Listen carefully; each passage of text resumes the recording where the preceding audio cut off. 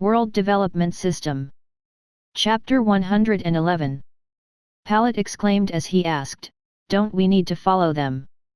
Simon spoke gravely, "They are most likely going to their own hideout. Tailing them would be riskier as they are assassins, it is better to note their presence. Go and help him report Evan's death." After some while, Henry came up ashore to the river downhill as he was completely in a coma. After a long time, Jake and Daryl were able to locate Henry near the river. Jake and Daryl came near Henry as they checked his body. Daryl spoke, "He is in a coma and his body is completely poisoned. Do you really want to save him?" Jake nodded and took out a potion from his body and poured it in Henry's mouth. "This can at least help him cope with the poison. This was given to me by Grandma Melanie for dangerous events. I am sure this would work on him. Come, let's bring him back to North Frontier Town now that he won't be poisoned anymore." Daryl rebuked as he heard Jake, "Hey, I ain't carrying him, it's your baggage. You decided to save him. I thought you had already matured after you killed that knight and now this. Can't you decide to be cold or be fully sympathetic?" Daryl sighed and said, "I am really disappointed in you, Jake." Jake dissed as he heard him, "Stop your bullshit and bring me a rope. No one said that you will be carrying him." Daryl watched him as he thought, "Damn, he is already acting like an old grandpa and I wonder if I am really older than him. Am I still in puberty?" Meanwhile Duke Sapphire witnessed the firepower of runic ballista as he spoke. "I am really surprised by the firepower and range of this weapon. I can already guess why the royal family acceded to your demands without even blinking an eye. It was good that you agreed to help them, or else it would have gotten more complicated for you as they would have actively started to conspire against you to get the tech of these weapons. You really got a good forge master this time around. I really envy you having torn wall." John smiled as he spoke, "Well, I understood that fact and hence I decided to show one of my aces to at least get royal family's support even if it is in name's sake. As for torn wall, I guess it was fate and also our agreement." Duke still nodded and reminded him, "However, I would still remind you to be careful of Dwarven Kingdom spies as they would try to assassinate him.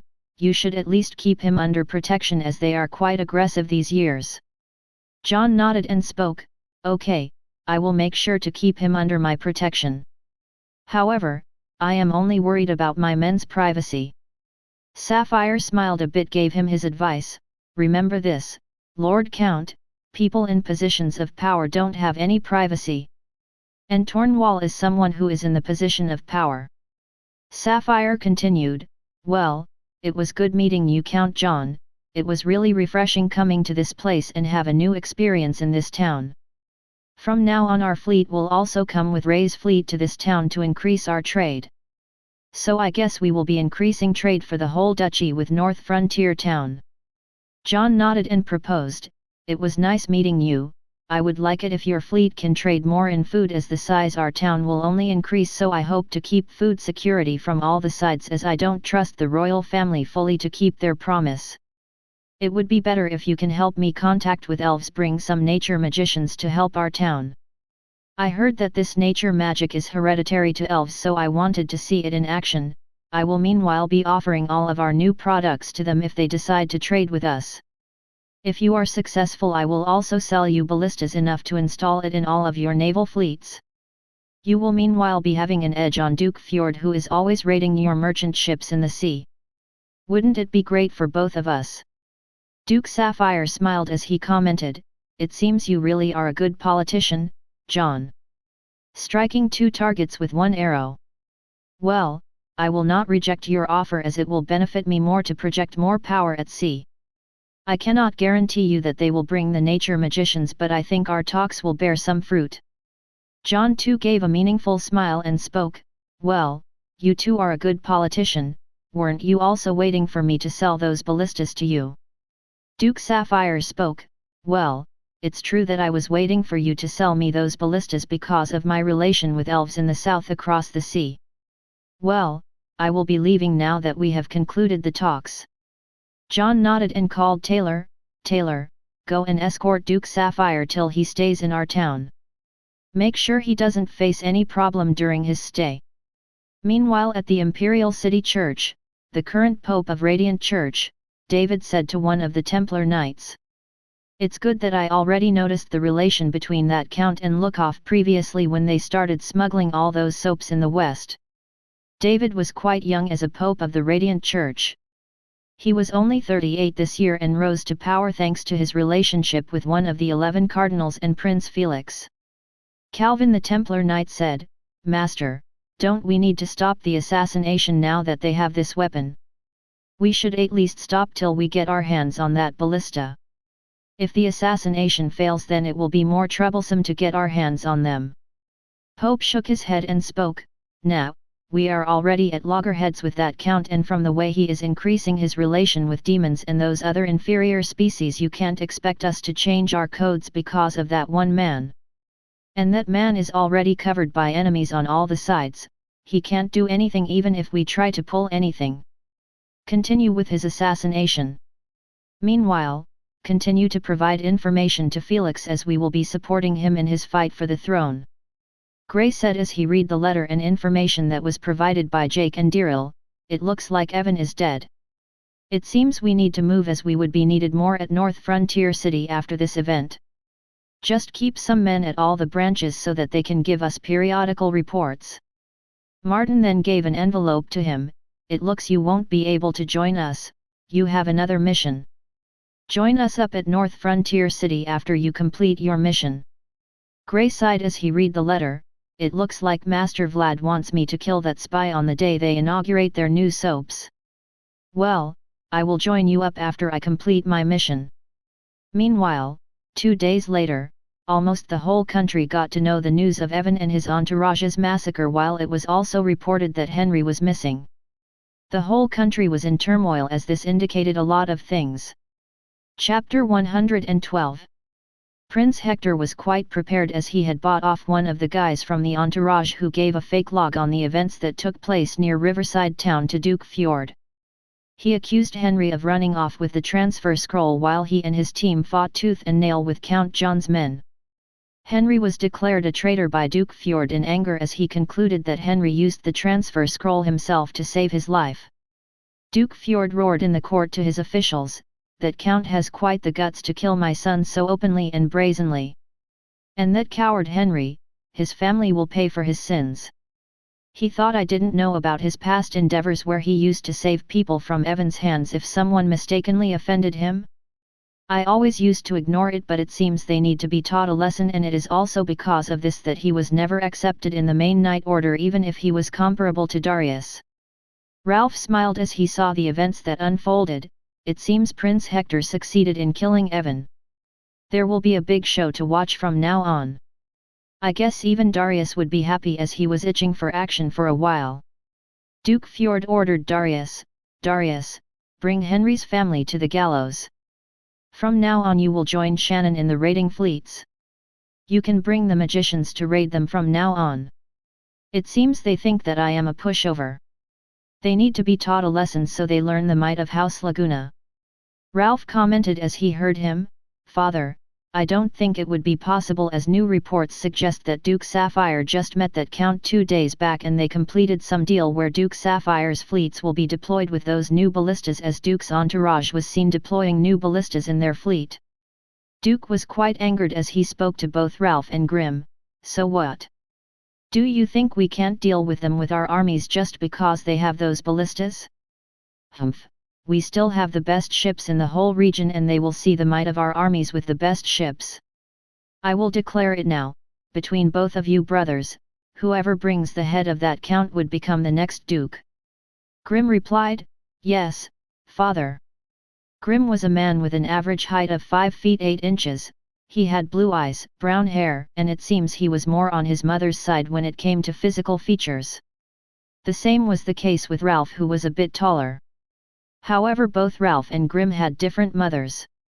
Ralph intentionally asked his father, keeping his eyes locked on Grim, Father, what if this matter isn't done by that count but someone else and is a conspiracy? He indirectly wanted to point the fingers to his brother Grim even though he was one of the men who conspired against Evan. Duke rebuked him as he heard him, It doesn't matter. Since he offended us, he will pay for it. And it is because of him that Evan was injured and died. That very poison proves that he was killed by that slave. I will declare it again, both you will target that upstart to get my position." Grim nodded and added, "That's true, that very poison is different from all the poisons used, and the very fact that he is the disciple of Vlad doubles the fact that Evan was most likely killed by that upstart or his slave. However, since that upstart was meeting Duke Sapphire, then it is most likely that slave. And it is reported from our spies that Jake had hurriedly left the north frontier town one day before Evan's death, so the direction of this most likely points that Evan was likely killed by that slave. And there is one more thing.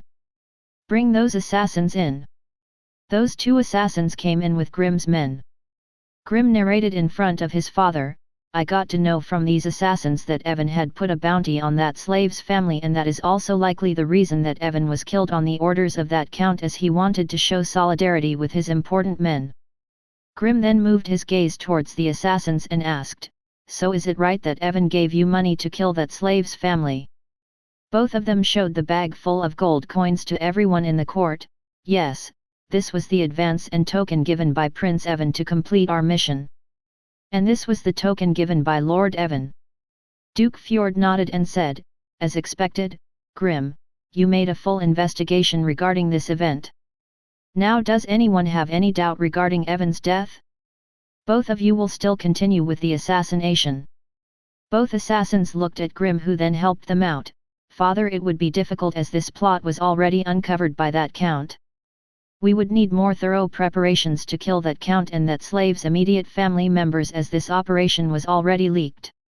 I think it was most likely leaked by Henry, as was witnessed by Sebastian." Duke Fjord nodded and understood. Yes, we will make more thorough preparations before another assassination attempt. Hire more men so that we can have greater success. Now, do you have any doubts regarding Evan's death?" Ralph thought, "It seems, as I predicted, Father has lost all the decorum in the face of anger. From the fact that Count John acted so quick and sold those ballistas to Duke, it means that he might already know about Evan's assassination and didn't stop it intentionally when he sent his men to Riverside Town. I need to be careful, as that Count seems quite dangerous, as he doesn't seem afraid from enemies at all the sides. I should have allied with that Count instead of conspiring together with Prince Hector. And it seems Henry's predictions were true. I guess I need to at least protect his family in case of some conspiracy, as I would like strong men in my knight order." Ralph saluted his father. "No, Father, I don't have any more doubts. We will follow your orders." As elder brother, Grim explained the whole situation concerning Evan's death. There shouldn't be any problems. In the western side of Elias' kingdom, in the mansion, Prince Lukov read the reports and concluded, "It seems this was the plan that Hector was planning all this while.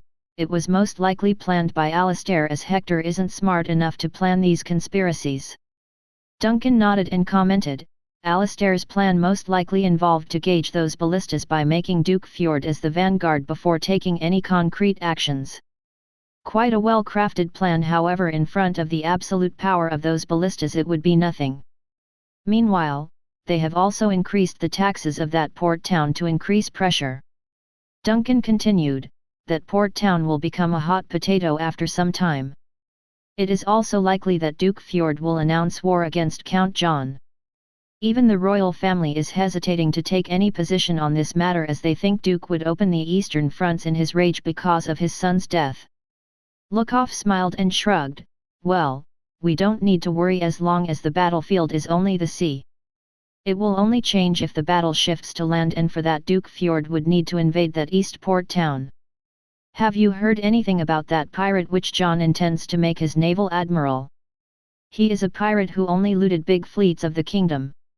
He is quite strong, as he is adept at water magic. He particularly targets the fleets that deal in the slave trade. He was formerly a small captain in Elias' navy. During the war, his family was captured and enslaved by a marquis in the east. His immediate superiors and kingdom didn't help him, as this would become a big scandal, and hence this case was shrugged off the table. So you can understand what happened, right?" Chapter 113.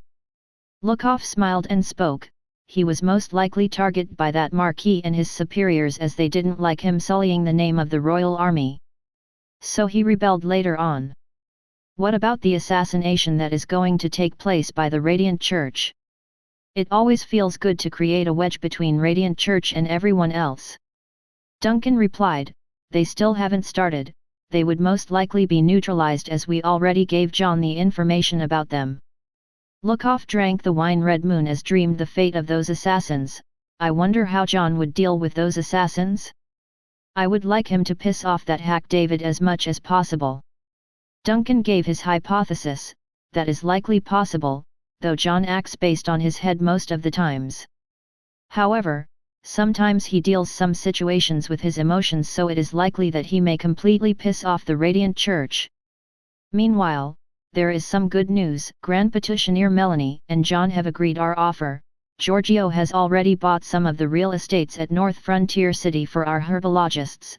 They will be researching together with Rose Institute. However, there is a small problem.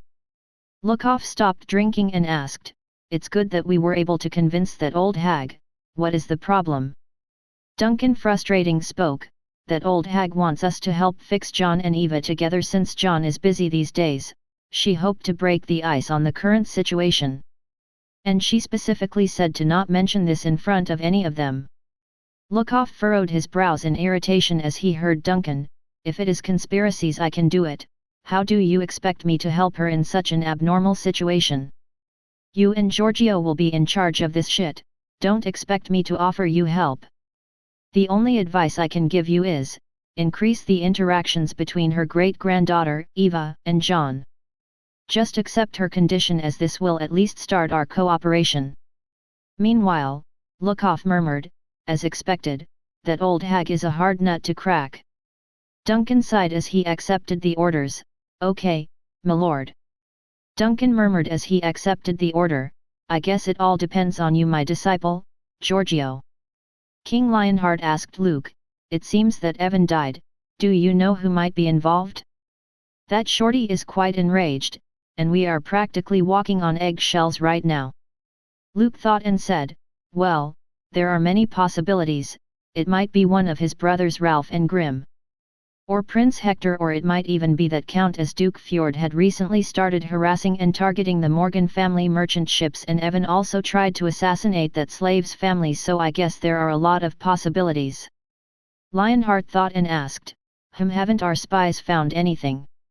Luke sighed and said, nope. But Duke Sapphire says that this was a conspiracy done by Prince Hector, though he is not saying this openly, however, he is saying this in private conversations. Lionheart rebuked and spoke, ignore him, his interests are mixed with that Count, so he will obviously side with him. We will not support any side and keep a neutral point while emphasizing that this is a conflict between two lords. I don't want to ruin our relations with that Count until we get those blueprints. Meanwhile, make sure that Duke is happy with information so he doesn't open the eastern borders. He will pay dearly if he opens the eastern borders before we get those ballistas on all of our ships. Subtly warn him. Use the carrot and stick policy. Luke nodded and spoke, understood my lord. I will immediately relay our intentions. Ian Red spoke in frustration, why can't I still predict anything about that Count? Is he really from this world? The only thing I see is his face and fog in the crystal ball, nothing more. Luke suddenly gave his suggestion to Ian Red, Lord, why don't you try predicting the answer of this war or the fate of that upstart's city? Ian Red sighed and spoke, predicting the outcome of the war will consume a lot of energy compared to predicting the fate of a single person. However, I think I would need to bring everyone to predict what will happen in this war. Lionheart asked Ian Red in worry as more men meant more use of resources, Master, is the situation really so dire that we need to bring those 12 more seers? Ian Red rebuked King and spoke, it is always better to be cautious since we can't even predict anything about him. We should at least know what will happen in the future after this battle. Did you forget if it weren't for me and those guys we wouldn't have able to know about Lore family's plan early on and prepared for them? If we had decided to kill the head of the Lore family based on the orders of the previous king and the courtiers, then it would have caused a civil war and the consequences would have been terrible. This kingdom would have segregated. Lionheart had chills ran through his whole body as he remembered the situation when Lore family created that miracle sword. Of course not, I haven't forgotten, Master. I will immediately prepare all the things needed to complete the ritual and call all the seers. Prince Charlie commented, "It seems Evan is dead. It looks like Lukov moved pretty fast when everyone was focused elsewhere. It's good I didn't go to Hector's party. Is there any other news?" The knight answered, that Count has meanwhile officially allied himself with Duke Sapphire before Evan's assassination. It seems he already planned a lot. Charlie thought and said, good, keep an eye on him. He is raising a lot of waves nowadays with those new inventions, and his political alliances plus his men seem interesting as well, like that slave." John asked Taylor, "Have you spotted those assassins from the Radiant Church?" Taylor shook his head, "No, they are quite well disguised. However, we have made sure to protect all the important officials in our domain, as Jake's spy team Ghost has already near completion. We are only waiting for Jake and Diryl's arrival." "Are you sure we need to believe Prince Lukov's reports?" "Yes, he didn't seem like lying to me. It more or less seemed like he had quite a grudge with Radiant Church, as he was salivating at the thought of failing the Radiant Church's plan." Diryl, as usual, complained to Jake, "Did we really need to save him? He has become quite a baggage. One day's journey has become a journey of 5 days because you need to take care of this guy. I am going to report our current position to our hideout to Martin, okay?" Jake nodded, indicating he didn't need help right now. Diryl spoke before leaving, "You are quite eccentric, you know? This guy helped your enemy and you still want to save his life. Well, anyway, I am going." Jake murmured as Diryl left, "I guess that my instincts are telling me something else and hence I saved him." Diryl reported to Martin, who too was currently traveling to North Frontier Town because of the current situation. "Well, we will reach the North Frontier City in a day or two. While that knight is still in a coma." Martin touched his chin, "It's good that you guys saved him. There have been new developments taking place at Eastern Capital, Laguna City. You will hear about them later on because we are still unclear about it. While your letter will travel faster, so you don't need to worry about delay in messages." Diryl nodded and said, "Okay, I will look into that. I will leave with Jake for North Frontier City while also bringing that knight." Chapter 114. During this conflict between John and Fjord, the royal family did not take any position publicly. Ambassador Luke announced to everyone in the courts, "We expect both the lords to resolve this conflict amicably so that peace is maintained with the kingdom. We hope that the lords don't get influenced by outside forces because of their rage and anger. The royal family will not be concluding anything on this matter as it is not clear on who the real culprit is in this case."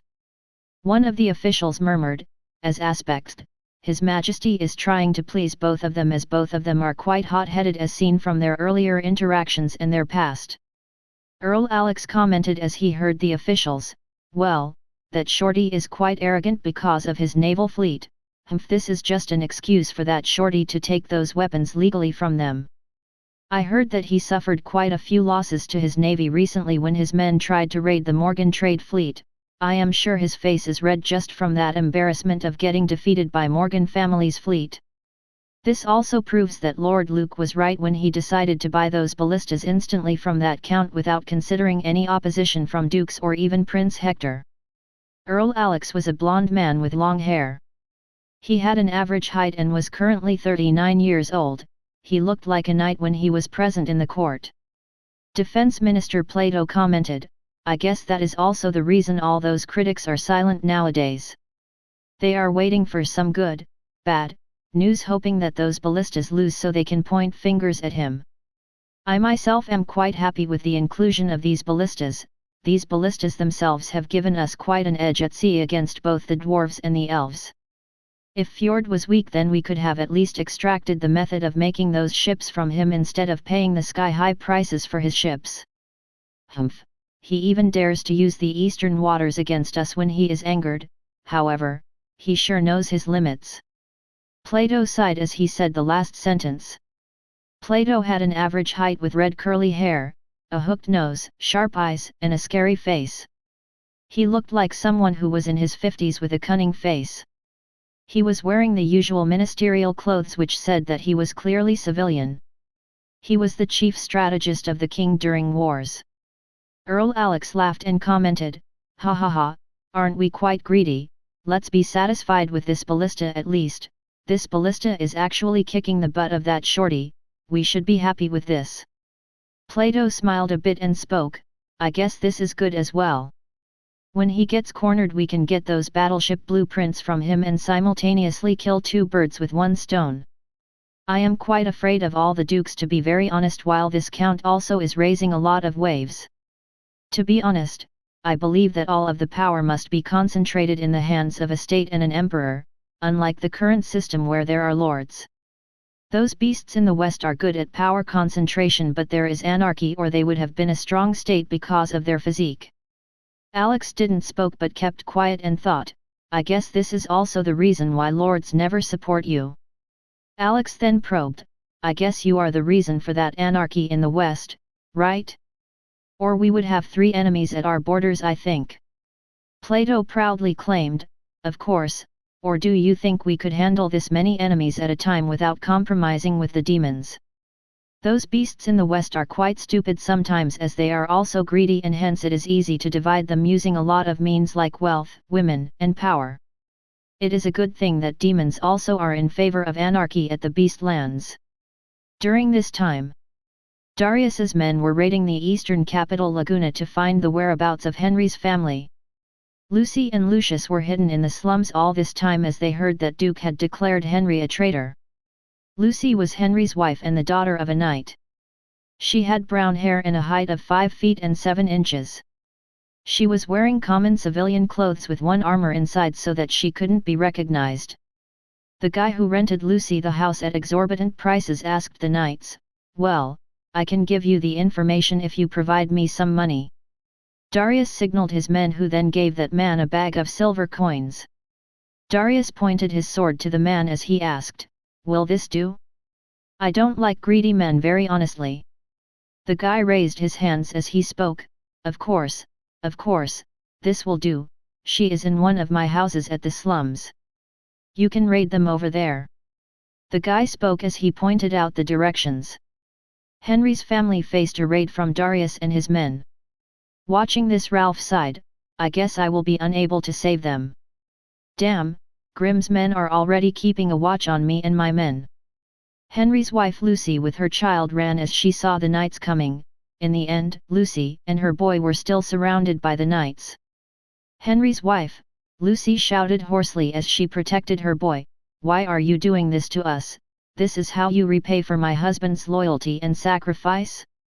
He is not a man who will abandon his lord even in the most dreadful situations." Darius mocked her, "Loyalty? Hey, he ran away like the coward he was.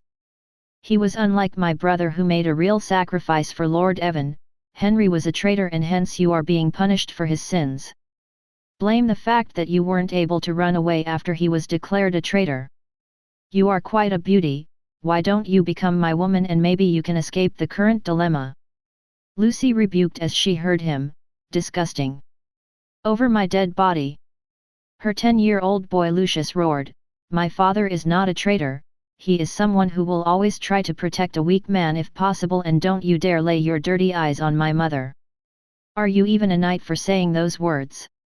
Darius mocked him and ordered one of his men, "You have quite a cheeky tongue, brat, you should know your position before you speak." Darius ordered his men, "Go and bring that child, we will show him what is hell and the importance of thinking before bullshitting. This family will feel the same pain as I did when I heard of Marcus's death. If that coward had tried, then he could have saved my brother, but no, he didn't. Does he think that no one knows that he is always hiding his strength?" The knights forcibly took Lucius away from Lucy as Darius slowly approached her. During this time all the knights watched it happen before their eyes. In their eyes, there was only rage and no sympathy to this duo, as they were kin to a traitor. Ralph sighed as he watched and murmured, "Well, I can't risk myself over a single man and his family. Well, I will get another if not Henry. Eyes of Lucius were red as he saw Darius approaching her mother teasingly. This was the first time Lucius felt intense hatred for people. He looked at everyone including Ralph. Chapter 115. Darius approached and tried to remove Lucy's clothes. This time she took out a knife from her clothes and thrust it directly into the left eye of Darius. Darius was unaware of the knife in his lust as the knife thrust into his left eye. Darius screamed hoarsely as he held his eyes. His eyes were bleeding profusely as he tried to remove the knife. Cunning bitch, just like her cunning husband attacking out of nowhere. Catch her, I will make sure she sees hell before dying. Lucy then looked towards Lucius lovingly but with a sad look.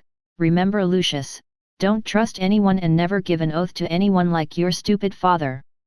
You can see what happened to his family after his death. However, keep the moral values of your father. I guess this was also the reason why I loved him. Judge people based on your own experiences. Catch this knife and keep it safe. I will not be here for long and be able to escape with you. You will have to live on your own, my child. And remember to pay these scums back 100-fold for what they have done to us today.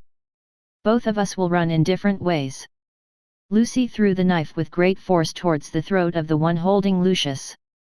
The knife got stabbed on the chest of the knight as Lucius bit of the hand and kicked on the balls of the other guy as he took the knife out from the knight and ran towards her mother. However, he saw the stern look on her mother's face as he grit his teeth and ran on the opposite side for the chance she created for him to escape. Lucius cried with anger as he ran as hard as he can. No, Mom, I will not let your sacrifice be in vain. I will make sure every one of these bastards pays for what they did today. Darius roared as he saw her running away. Let that brat run, let two men chase him. How far can he go? First, catch that bitch. I lost my left eye because of this bitch. I will make sure she pays. As for that kid, I will kill him in front of her so she begs me to save his life. One of the knights spoke. Lord Knight, that brat has already escaped far away, wouldn't it be a problem if we can't catch him? Duke ordered us to bring both of them. Darius roared and spoke. Don't worry, he is just a kid. How far can he go without our detection in this town? He would eventually be caught by our men. First focus on that bitch. Lucy spoke to everyone as she saw Lucius running away. You guys did a grave mistake and a sin by targeting me and my innocent son. Without investigating anything, you already crucified us. My son will avenge me and my husband's death. As for you guys catching me, humph. I am the proud daughter of a knight and I always will be. I would rather die than you guys can even get your hands on me. Remember this is to everyone present here, the humiliation and betrayal that we faced today will not be forgotten. As soon as the knights could even catch her, Lucy took out another knife and slit her own throat. I would rather die with suicide in honor of taking your eye than dying a 100 deaths from you and your men when you try to defile me before even granting me death. Be safe, my son, we will always love you and pray for your well-being. Your mom is leaving you. I know you will become a great man. I hope father is still alive. Lucy closed her eyes as she slit her throat and thought. Lucius's eyes shed tears as he gritted his teeth and ran from the knights with all the force. Hearing knights scream, Lucius knew that her mother died. For the first time his eyes showed extreme hatred to something. He was shedding tears as well as crying. There was a contrast of emotions as he ran as intensely as he could as he knew that the knights would come for him now that her mother died. One of the knights reported cautiously to Darius, "My lord, Henry's wife is dead. What do we do?" Darius was quite angry after hearing this news. Damn, this bitch is as stubborn as that man. Go and catch that brat. Ralph sighed as he couldn't save her on time as Grimm's men were always on a lookout for him. Damn, I lost another good man because of this bastard, Grimm. I guess he needs to face the same music as Evan did. I guess father removed all the frustration on Henry's family because of his past behavior of saving random people from Evan. Meanwhile, Alistair reported the current events to Prince Hector. "My lord, the current mission was a success, however that Count's men were still able to sniff out a bit of our conspiracy. But that won't be a problem, as I already arranged a man on Lord Evan's side who testified against his guard and Count John's men.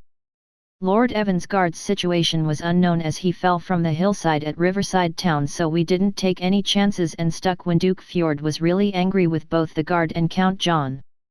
Duke Fjord in his anger has vowed to wipe out Count John, and this works in our favor. Prince Hector grunted as he heard Alistair, that upstart and his men are all the same. Always poking their nose where it isn't necessary. So it seems our plan has at last worked for Duke Fjord to take the bait. Alistair nodded. However, Lord, I believe that Duke Fjord is just using this as a pretext to stake a claim on those new ballistas and northern-southern trade. But I am not quite sure about his intentions. Prince Hector, meanwhile, how did that Count get a clue on our current operation? Do you have any ideas? Alistair took one report and handed it to Hector. I believe it was Duke Sapphire who met him previously who gave him the information on our plan. As he is the only one currently accusing us of foul play privately in this current matter. I believe this is also strengthened by the fact that we are linked very closely to Duke Norman. I am also sure this meeting was also one of the reasons that instigated Duke Fjord to announce his attacks on him, as he sold his ballistas to Duke of Southern Forest and his navy. Prince Hector frustratingly drank his wine and said, that half-elf seems to have a lot of spies on our end and that Count is always creating new problems for us. Keep an eye on Duke Fjord's fleet and their damage reports so that we can gauge our chances. Meanwhile, also keep our men at North Frontier Town to keep a close eye on that Count. Alistair nodded and left. No problems, my lord. I will be leaving to finish my meeting with other aristocrats. Inside Duke Fjord's court, one of the ministers reported, my lord, the pirates have refused to act against the Morgan fleet after discovering the losses. It is only the big pirate fleets that are greedy enough about the new ballista. Some think that they can rule the seas if they can get their hands on those ballistas. Do you think we need to be cautious? Chapter 116. Fjord, so even the big pirate fleets are facing losses against those ballistas. No worries, we will start using our magicians against them so as to break the bottleneck we are in right now. Tell Grim and Ralph that they can hire and bring magicians at will for their raids from now on. That Count thinks that just because he has one weapon he can win a war? Then he is quite naive. I will make sure he pays for his offense against Laguna House. Just now Darius came to the court. A lot of ministers were surprised after watching Darius injured. Duke Fjord also took an opportunity to ask, as he thought if there were any problems during the fleet raids. Darius, did you get injured and lost your left eye by Morgan family's men when you were raiding their ships? Did they get aggressive because of all the harassing we did at night? This might be our chance. To this Grim came near Duke Fjord and whispered in his ear as he explained the earlier situation to him. Duke Fjord's face was pretty scary when he heard about the incident. There were a lot of gossips being whispered when people saw Darius enter the court with his injured left eye. One of the bureaucrats whispered, I heard he lost his left eye when he and his knights tried to raid Henry's family on Duke's orders. Henry's wife was the one who injured him when he tried to take. The Minister of Commerce interrupted, SHH, don't talk this taboo topic. See Duke Fjord's face. He is already quite scary because there aren't any good results from the raids on Morgan family ships. And now he got another humiliating topic by this left eye of Darius. People will talk about this topic whenever they see his eye. Already a lot of people in Laguna Town know about this incident. Nowadays Duke is rallying all the lords for men so that he could start a war with that Count in case Duke Sapphire decide to pincer him. The bureaucrat nodded and spoke in a very small voice, Yet, I heard Henry's wife took her own life instead of getting captured by Darius and his men. Though the Duke's personal knight order might not show any remorse. A lot of previous mates of Henry are quite enraged because of the petty politics played by Darius and Prince Grim. As for gathering lords, it's obvious that he wants cannon fodder so that he can loot the North Frontier Town with minimal losses. The minister made a motion on his lips to quiet the bureaucrat down and whispered to him, Look, be quiet, don't talk on this topic anymore. This is quite a sensitive time, at least not in front of those knights, they are already vying for power since got an opportunity for a war on land. Duke Fjord roared as he heard Grim, damn this whole family of traitors. Haven't we faced enough humiliation? Look for that demon brat of that traitor as well. And try looking for that traitor's father-in-law. As for you Darius, can't you handle a mere woman and child?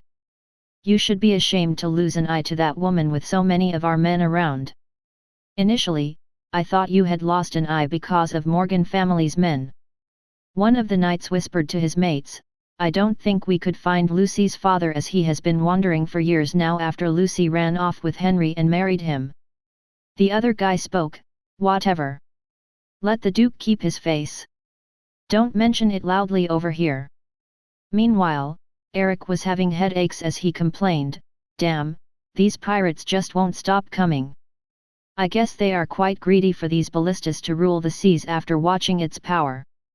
Even that Shannon of Duke Fjord's naval fleet was salivating for these cannons after facing defeat. Sean meanwhile spoke, well, it is still better as the morale of the crew is high because of all the victories we have had at this fleet nowadays. And we can't stop those pirates with force these days anyway because we know the feeling of ruling the seas because of these ballistas.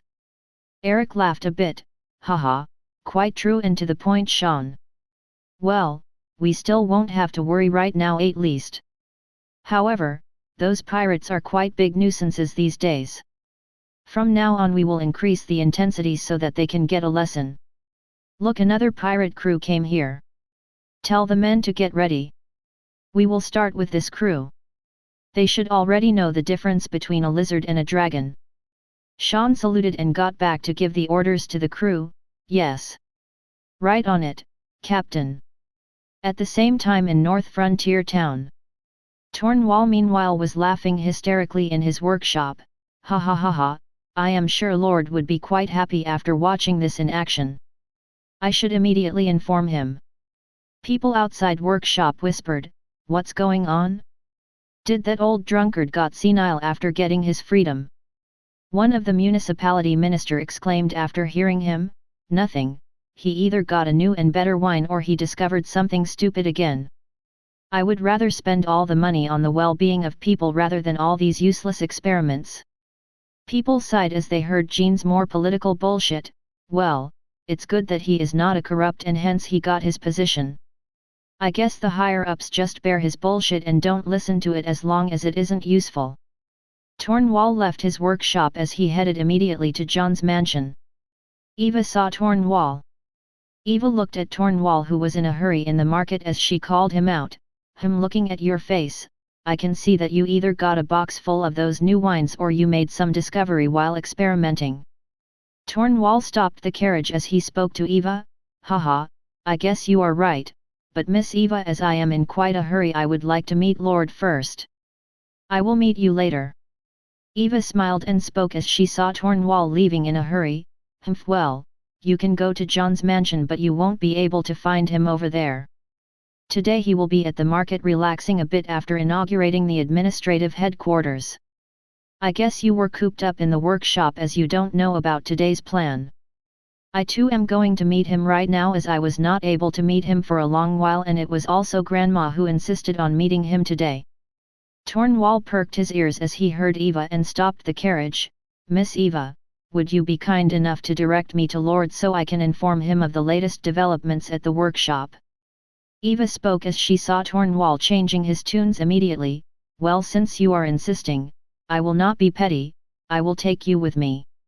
Eva said to the man handling the carriage, take us to the administrative headquarters. Tornwall spoke as he knew about some of the things, it seems Mayor Sam's work for the administrative headquarters has finished, I guess he will be in charge of the implementation of courts and laws to all the departments. That brat Refone too will be hovering around my house now that he has finished building the headquarters for the new wines. Eva laughed as she heard Tornwall speak about Refone.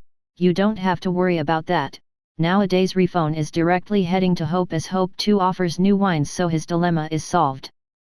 And because of his phenomenal work recently, he is given 1 year's worth of free wine at Hope. I think you should contact Redbeard as he is handling the winery nowadays.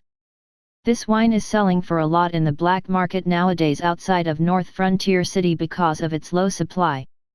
Tornwall thought as he heard, I guess this is because people can only buy it small quantities daily. I think it is 2 bottles a person and it is quite expensive, so mostly it is the rich traders in the city who buy them, and they are also employing people to buy them. As for speaking of refone, that brat is only reaping the benefits of my work. This winery wouldn't even have started without me, so everyone should praise this lord. I wish I too can get free wines for a year, that way I can save some money for the new house near the institute. There have been a lot of houses, mansions, and buildings being created in our town. I guess people have a lot of choices and interests. Chapter 117. Eva spoke as she heard him. Yes, but as you might know, Refone is the head of the construction department. If you want a sturdy mansion or house, you should bribe him with the new items, wines, rather than bitching. Tornwall laughed as said, that won't matter as the new agent will anyway keep the houses sturdier from now on, so I don't need to suck up to anyone. The only thing he can do is delay the construction, but I already have a way. Come, we are already here, it seems the ceremony has only finished right now. Tornwall commented as he saw the administrative headquarters. I guess he really did a fine work making this grand structure. It looks bigger than any type of imperial palace I have seen earlier. From the looks, this new agent is quite better and reduces the labor shortage and deaths when it comes to making this grand structure. Eva asked him, yes, this structure alone is at least 12 stories, 35 meters. It took up a lot of area to make this palace. I heard it has 600 plus rooms alone. That towering gate alone is quite awe-inspiring for anyone visiting this place, along with those towers on both sides behind the gates. John said that it looked quite a lot like Gothic Moorish and Victorian architecture, with some parts quite unique, and it is as big as Buckingham Palace while having the features of the White House. Tornwall, do you know what these terms are?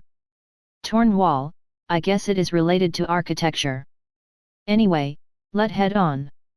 John was briefing Taylor, Refone, and Sam about the new policies and their implementation as he saw Tornwall.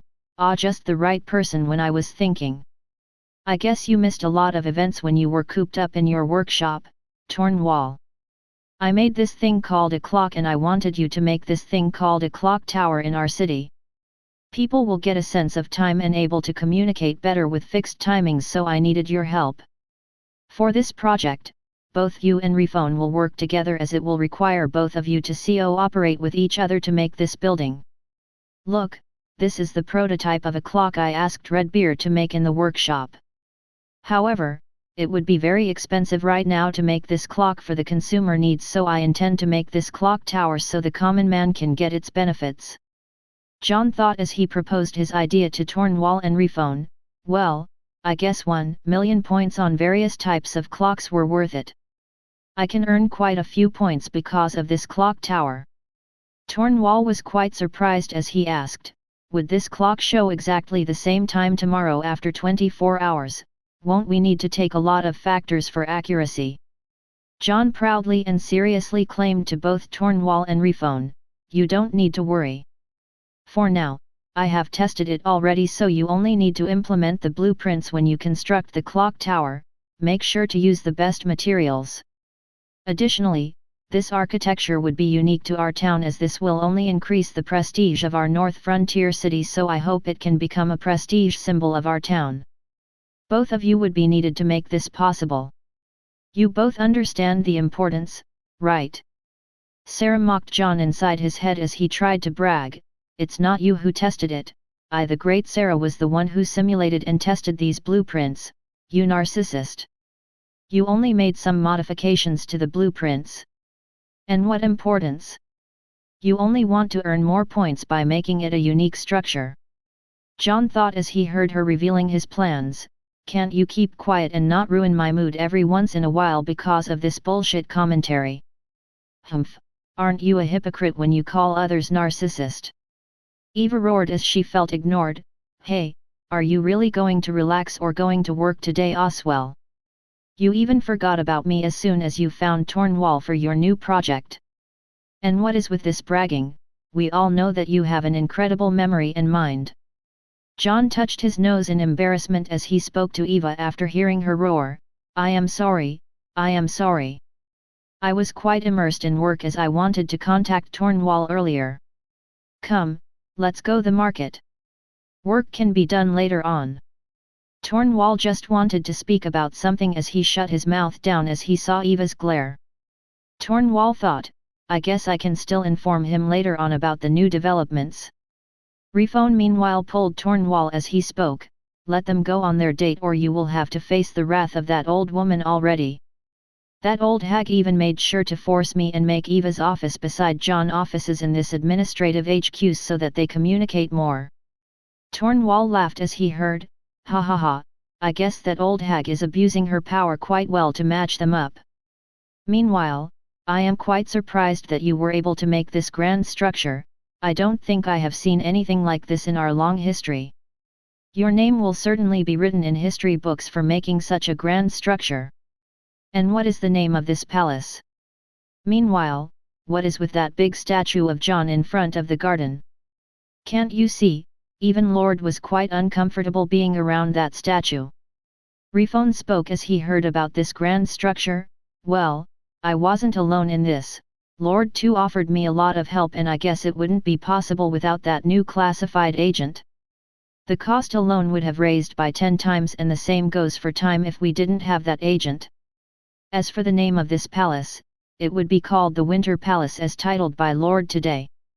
As for that statue, it was proposed by the council and the majority of the officials voted yes, so that is how we got that statue. Meanwhile that old hag also wanted a statue but all the council members rejected it. That was quite a funny moment. Refone spoke proudly as he told about the statue. Tornwall facepalmed as he heard about the statue and the voting of council members. Tornwall sighed, I guess the name of this palace has multiple meanings, come let's go to Hope for now. I have missed a lot of things. Meanwhile, first, what do you think about this new project called Clock Tower? I guess I missed watching the face of that old hag. Both of them headed inside Hope. Refone thought as he spoke his ideas, to be honest, it is quite new, creative and a novel idea. People would start saving more time by using this clock. Additionally, as people are getting educated, it would be helpful to our town. Speaking of other things, Duke Fjord's son Evan and his entourage were just massacred a few days back. I guess it was quite good on Count's part that he already made an alliance with Duke of Southern Forest, Sapphire Rose. Tornwall gravely asked, who did the massacre? Lord or someone else? Refone thought and spoke what he heard from Taylor. According to Taylor, it was done by Prince Hector's men. So in the previous meeting, we concluded that Prince Hector did this to basically gauge our ballistas while using Duke Fjord as a vanguard. While Duke Fjord also is falling for the bait because of his anger while he also wishes to have pie in North-South trade. Well, this was anyway apparent even before Evan's death as he had started trying to raid our ships.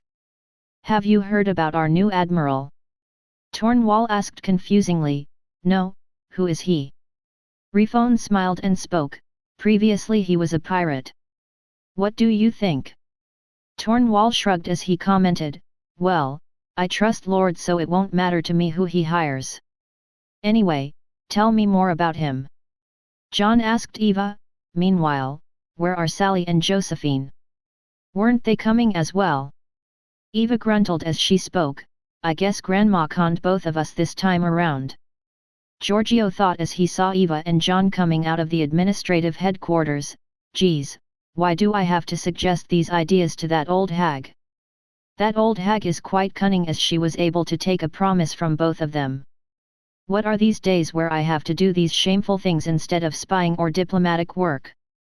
Eva spoke as she heard John, speaking of Sally, she was quite down lately because of your interactions with Prince Lukov. While Josephine is busy teaching the brats from the village about the fighting techniques she discovered recently, I guess she will return as soon as she is out of all the combat techniques. Chapter 118. John thought and explained his position. I guess Prince Lukov's reputation precedes him. Well, I am someone who judges people based on my interactions and not on rumors. So I guess I didn't have any problems with him. Did something happen with Sally in the past that she hates Prince Lukov? Eva thought and said, even I don't know much. But from my personal experience, I saw enough from Prince Lukov. He is someone who can take a lot of things to the extreme. But a lot of times it was to provoke Prince Felix. However, a lot of innocent bystanders were hurt and tortured because of his actions. Even I would advise you to be cautious of him. One of the Templar assassins spoke to other guys who were disguised as commoners after they saw John coming with Eva in the market. After such a long time, we got to make our move now that he is in open. We will target both that woman and that sinner. From our information, we know that he has quite a good relationship with that woman. She is also the great-granddaughter of that Grand Podi winner. Make sure to target him before reaching Hope, as there is a lot of security over there nowadays after that previous event. Joe grunted as he walking to the police station after the institute. Humph, why won't they believe me? John nodded and spoke to Eva. Okay, I will keep that in mind. Meanwhile, how is work at the institute? I heard Glenn was your acquaintance. How do they feel after coming here? I still didn't get an opportunity to meet them at the institute as I was busy these days because of all these events surrounding Duke Fjord and Prince Hector. Eva thought and spoke, well, work at the institute is quite good. A lot of people are enthusiastic about learning at the institute. The problem guys are actually the teens and those brats who don't like studying. I rather hope to teach grown men and women. That guy Joe and his men from the police are quite a nuisance as they curse whenever it comes to work of the institute. I guess they are muscleheads. However, they still study seriously as they understand that all the officials need to be educated in this domain. Well, I knew Glenn from my capital days. I had even invited him as I knew that he wasn't happy there, but it is quite hard leaving Imperial University as a professor. I guess your printers did the trick. These printers are quite useful for us as well as it has reduced our book costs, and that thing called pencil is quite useful as well. Glenn quite likes Joe as he keeps a joyful mood at the institute. John nodded as he heard her. I guess he understands the proverb, all work and no play makes Jack a dull boy. This is also the reason why I have created a holiday one day every week so that people can rest in our domain. Suddenly a short blade suddenly just grazed Eva's hair near her eye as John pulled her back while the other knife was stuck on the right side of his chest with the inner armor being penetrated. Eva was quite shocked as she saw the scene that nearly claimed her life. She gazed behind at John, who was bleeding profusely from his chest. Her chest was beating quite heavily as she saw John saving despite the danger of this assassination attempt. John had a grave expression as he spoke sternly to her, Eva, stay behind me until our men arrive. These men are dangerous.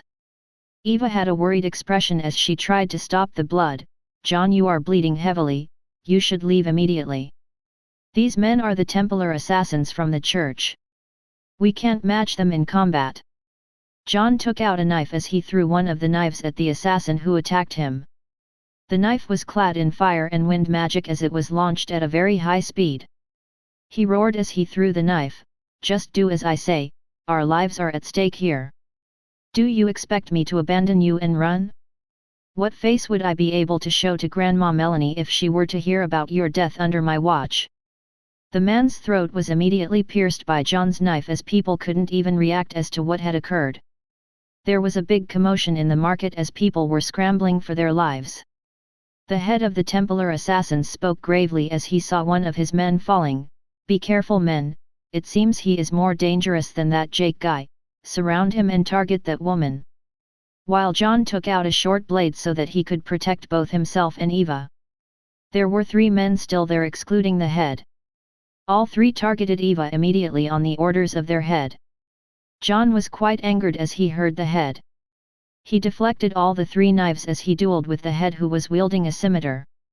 He threw another knife at one of the men, however, this time all the men were quite cautious unlike the previous time, as this time the knife only grazed past one of the men. Little did he know that the knife was filled with poison. Looking for an opportunity, Eva too threw a fireball at the men ahead of her. The other men spoke as he heard the rumblings of the policemen coming at the scene. "Boss, those policemen are coming, what do we do? Abandon or try to complete this mission?" The head spoke, "We will complete this mission even it means our death. This sinner has to die. He has a handicap right now while being injured at the same time, we won't get the same opportunity in future, all three of us would attack him simultaneously without caring about our deaths." John tried to move his hand to throw another knife but he couldn't as the injury on his chest acted up. The man who was grazed fell on the ground while John dueled with the head while at the same time parrying the attacks of the other assassin. John roared to Eva as he saw a chance, "Take this chance to make some distance, go towards the policeman at Jay's direction, this will create some space for both of us." The head signaled the other assassin, "A do or die attack." John meanwhile saw Jake who was coming behind these assassins. Jake threw his knife on the ankles of the other assassin as John saw him as he calmly parried the head without any worries this time around. The head moved his gaze towards Jake as he said, "Weren't you one day away from this city? How did you guys reach here so early?" Jake scratched his head in confusion as he spoke, "I guess we caught a ride from one of the carriages. The traitor knew me as he had seen me earlier. Does this answer your question? Was it that difficult to comprehend?" John didn't waste any time as he moved forward and disarmed the man. The Templar assassin asked in horror and confusion, "Weren't you guys traveling cautiously all these days? Why did you suddenly change your approach?" Daryl came from behind as smiled and spoke, "I guess he is quite eccentric sometimes. So you can understand that we decided to take a carriage." Chapter 119. Jake moved forward and didn't allow the man to do suicide. He checked his mouth first for both of them and removed the pill from both of the men, unlike the previous time when he caught Black Tiger. Jake roared at Daryl as he saw him coming here, "Hey, didn't I tell you before to take care of that guy, Henry? Where did you leave him?" Daryl made an irritating face as he rebuked, "Relax, stop your bitching, he is at the headquarters. He won't be running away anywhere as he is in a coma while my men are guarding him.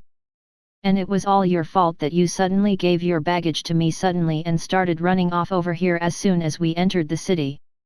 The head assassin suddenly roared as he got shackled by the policeman, "You guys will go to hell for your sins of engaging with demi-humans and demons."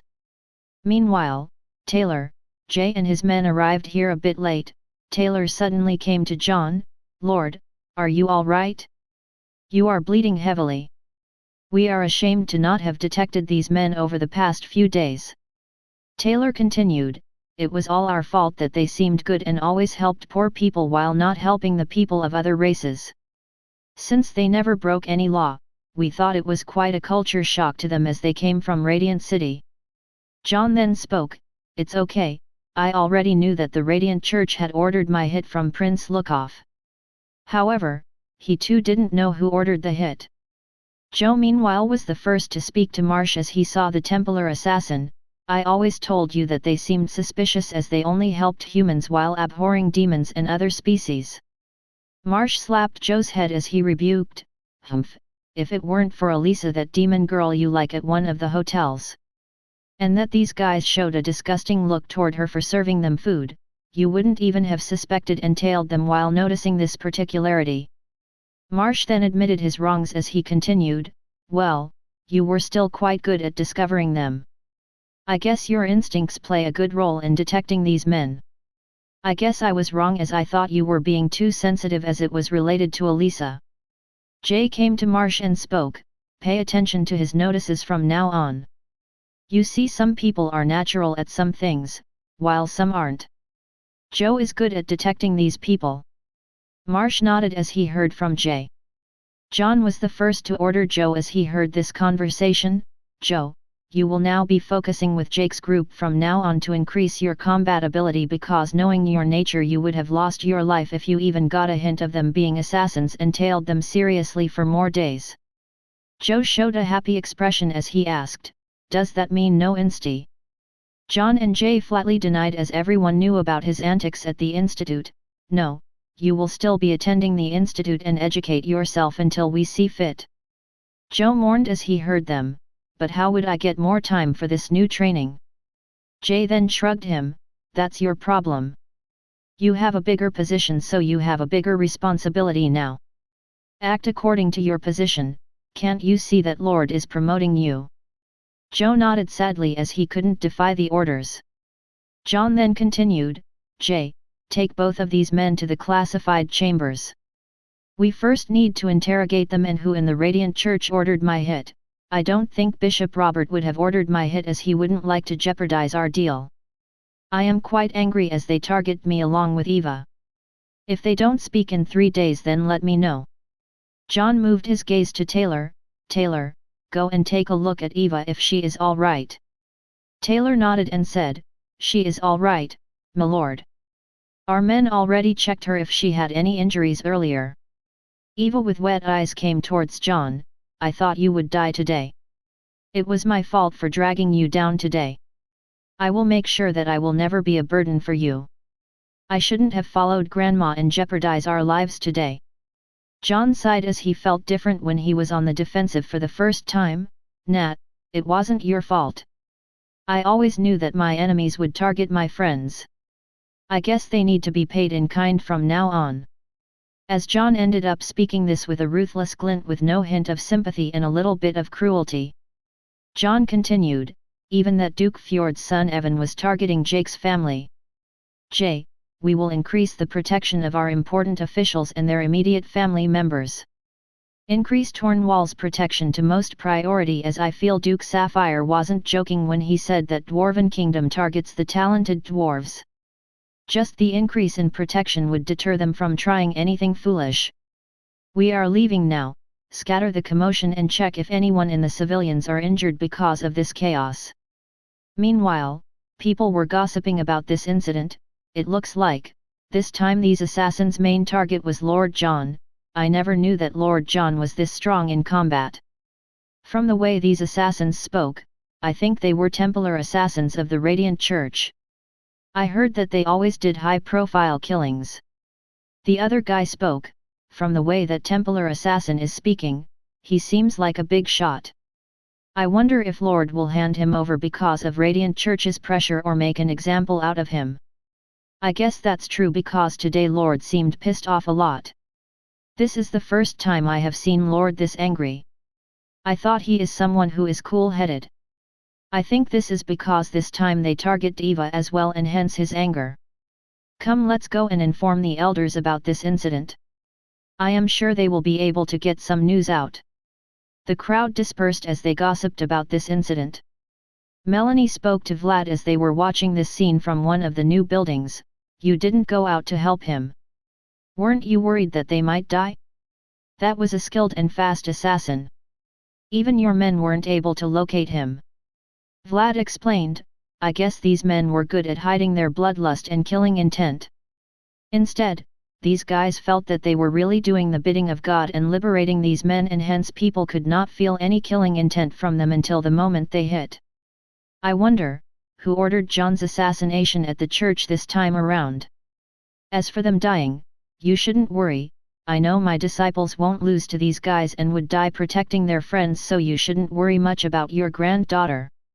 And isn't it correct that you two weren't worried as John was there to protect her? Vlad meanwhile smiled as he spoke to Melanie and changed the topic. Recently I heard that you were abusing your power and made Refone make an office near John's office in the new administrative building. Is that correct? Melanie tried to explain and changed the topic. Well, it wasn't abuse of power, it was only shifting of offices. You shouldn't look much into it, as I only want some small great-grandchildren. Well, let's hurry and check. I wonder if those lunatics created any new poison. Also, I think it would be someone related to the old pope who ordered the hit, as they have quite a grudge against you. Vlad smiled and spoke, no need to be a worrywart. Diril already sent information through the signal that it was the same old poisons used by those men of the church. Old pope? Well, quite true. I don't think anybody over there likes the demons, so it can be anyone. Melanie then asked Vlad about a matter. I heard from John that you guys sent Gray to kill that man Sylvan? Is that really needed? Vlad shrugged as he explained, well, I suggested sending Gray, as that right-hand man of Prince Hector is quite a troublesome man, so Jake would be in danger if he faced that man directly.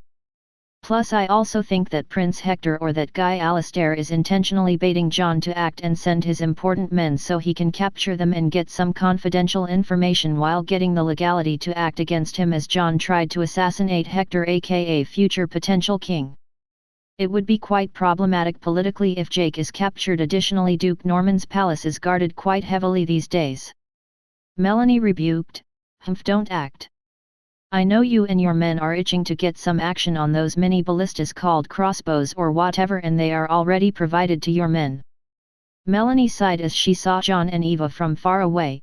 Can't those men just leave them alone for one day so my plans could succeed? Well, it was still good today as both of them got close via this incident. Chapter 120. In the western capital, Arctos Midlands. Duke Blackwolf got to know about Evan assassination from Justin. Duke asked Justin, "So what was the reaction of that shorty, Fjord?" Justin smiled as he spoke, "It is as Mr. Alistair expected. He has taken the bait and ordered his men to start full-scale raids against Morgan family, Marquis Ray, and Duke Sapphire. As Duke Sapphire has recently started increasing to send his trade ships towards the north, and hence the raids against him as well. It seems they have made some agreement as a lot of ships containing paper are being shipped there nowadays." Duke Blackwolf nodded as he heard the report. It seems a war between dukes is coming in the eastern seas. And what are the reactions of the royal family and that upstart count? Justin reported to him, "Royal family didn't take any position and advised all the parties to resolve this situation amicably, indicating they won't be taking any positions publicly at least." While that upstart seemed carefree in his public meetings, this was reported by our spies. However, there is a point to be noted. He has recently made his own naval fleet where they were fully deployed with those new ballistas, and recently there was an attempt on his life by the Radiant Church. 2 of the assassins were captured, one of them is the disciple of that man. Do we need to tell Prince Felix about this situation as he might be unaware? Duke shook his head and spoke, "Nah, Prince Felix himself doesn't like that upstart because of his interactions with Prince Lukov, so we don't need to worry. He might have already known about this assassination. Even he is involved? This situation will get as he is involved as well." Justin hesitated and then asked, "There is another thing, would you be attending the ceremony of those new soaps by Prince Hector?